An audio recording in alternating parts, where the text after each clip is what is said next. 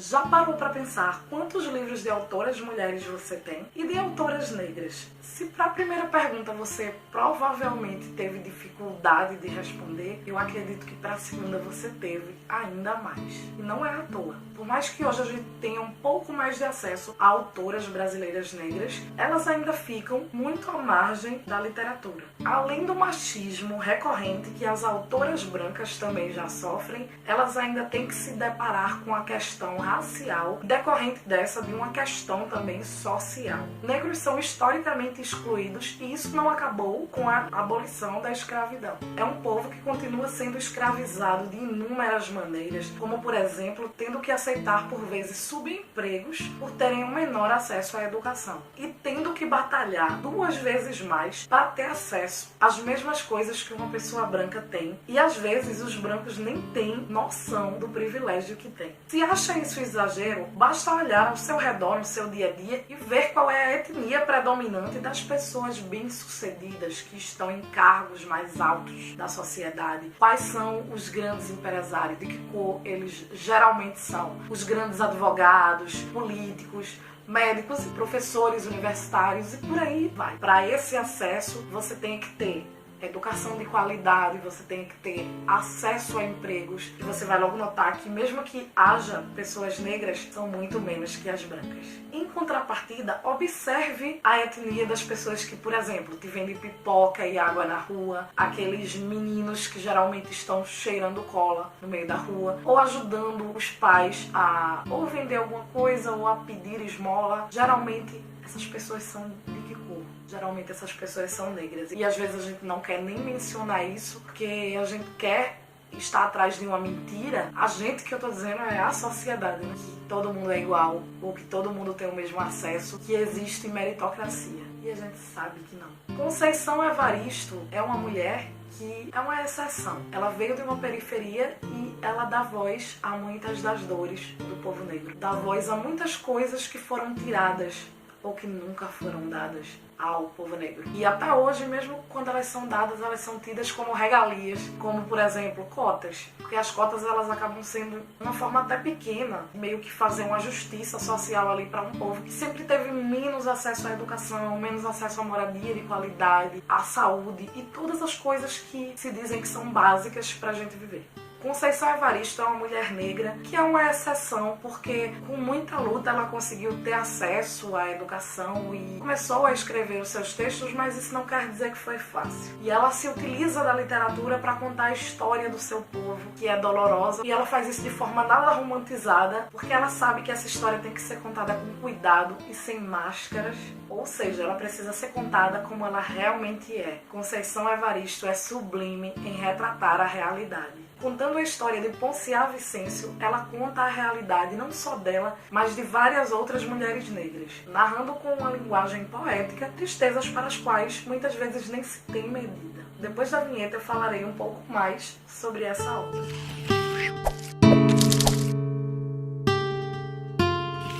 Ponciá Vicêncio é um livro triste e poético.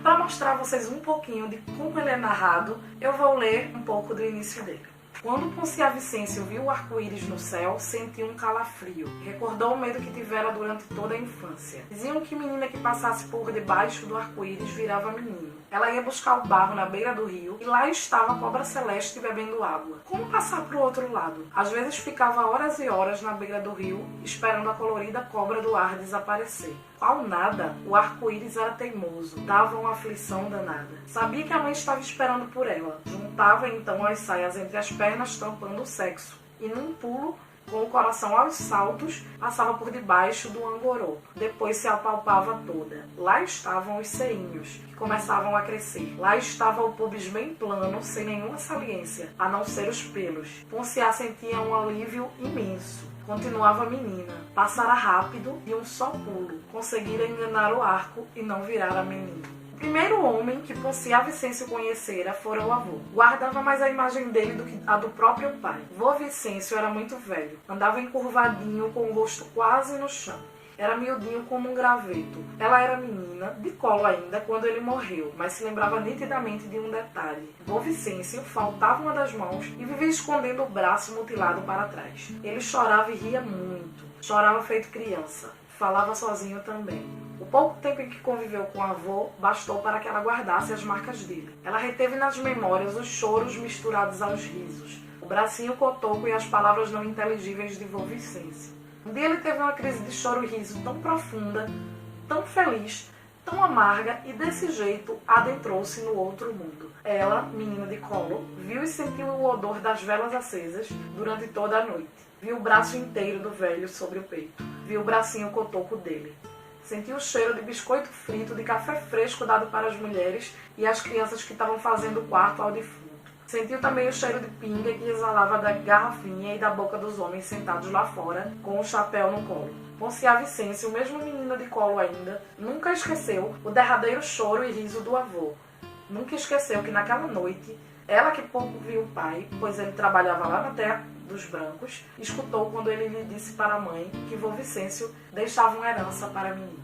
Ponciá Vicêncio é uma personagem que carrega em si muita dor, advinda tanto da tristeza do seu povo, quanto das suas próprias vivências e lembranças, que advém também de muitas escravidões que, na verdade, apenas foram se substituindo, para manter, assim, a mesma estrutura. Pois até hoje a sociedade, com o racismo, nega muito ao povo negro. E ela, enquanto mulher e negra, ela sente a negação 2 vezes. E um dia, ela que morava nessa pequena vila, quis ir morar na cidade grande para ver se mudava de vida. Então ela vai e ela se depara com tristezas ainda maiores e com grandes decepções também. Inclusive porque ela percebe que ela queria ter a família perto dela. Nada adiantaria se ela não tivesse a família por perto. Ela, desde pequena, como eu li no trecho, sabia que o avô tinha lhe deixado uma herança. Uma herança que era um pouco física, já que, apesar dela não ter nenhuma deficiência, assim como o avô tinha, ela andava do mesmo jeito que ele, colocando as mãos para trás. E ela chorava e ria também, assim como o avô.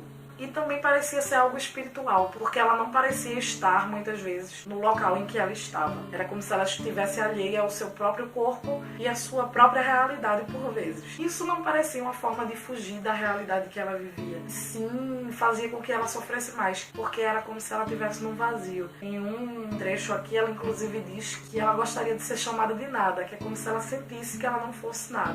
A família de Ponciá era toda muito sofrida e vivia com muita luta. A mãe de Ponciá vendia panelas e objetos de barro, e o pai e o irmão trabalhavam na terra dos brancos e tinham poucas oportunidades de ir até a vila onde elas moravam. Ponciá também aprendeu a trabalhar com barro e ajudava sua mãe. Já na cidade, morando na favela com seu marido, o que já mostra que ela não necessariamente melhorou de vida e sim continuou à margem em um outro lugar. Ela passou por inúmeras dificuldades, ela sofreu violência doméstica e ela viu algumas certezas que ela tinha na infância, como por exemplo a de que era bom ser mulher, porque pela vivência que ela tinha, pela inocência dela, era assim que ela enxergava quando ela era mais nova. Quando ela foi sofrendo algumas coisas enquanto adulta, ela foi percebendo que não era bem assim.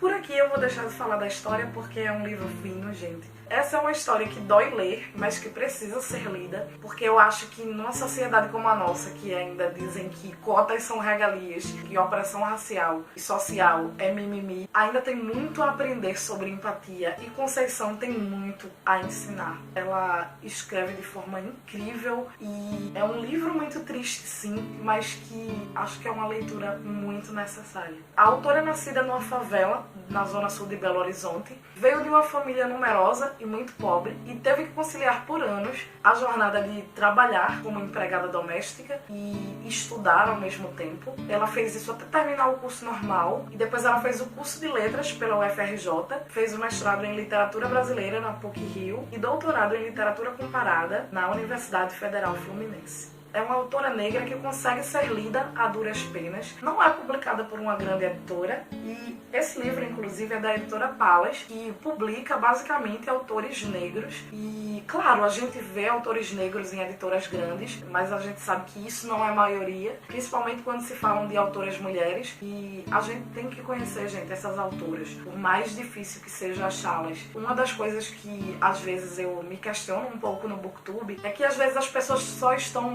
mais interessadas em saber sobre livros que elas já têm vontade de ler e se mantêm pouco abertas para saber sobre livros que elas nunca ouviram falar, de editoras que elas nunca ouviram falar e de histórias que podem engrandecê-las, como por exemplo a história de Ponciá Vicêncio. Eu acho que é muito importante a gente dar voz a mais autoras negras, principalmente as autoras negras do nosso país, né? Claro, de outros também, mas do nosso país, porque é a nossa cultura. Eu acho que isso é importantíssimo e eu acho que isso é imprescindível pra gente que gosta de ler, principalmente pra gente que, além de gostar de ler, gosta de divulgar literatura. Infelizmente, trajetórias como a de Conceição Evaristo não são fáceis e não são maioria. Como eu disse, ela teve que conciliar o trabalho de empregada doméstica com os estudos. E eu acredito que não tenha sido fácil para ela enquanto mulher negra. Não é fácil, na verdade, para nenhuma mulher e para nenhuma pessoa pobre, mas vocês imaginem carregar mais de uma pressão ao mesmo tempo.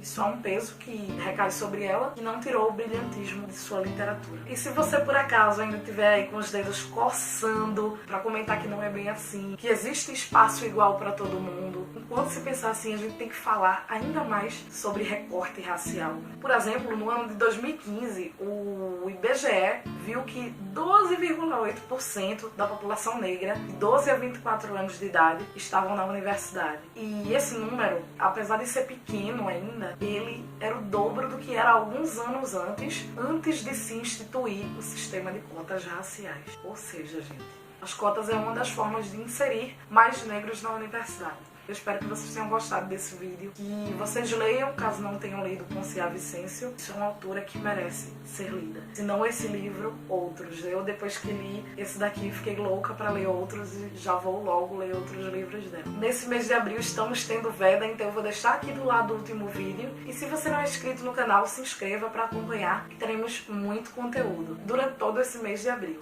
Tchau, um beijo enorme e até o próximo vídeo.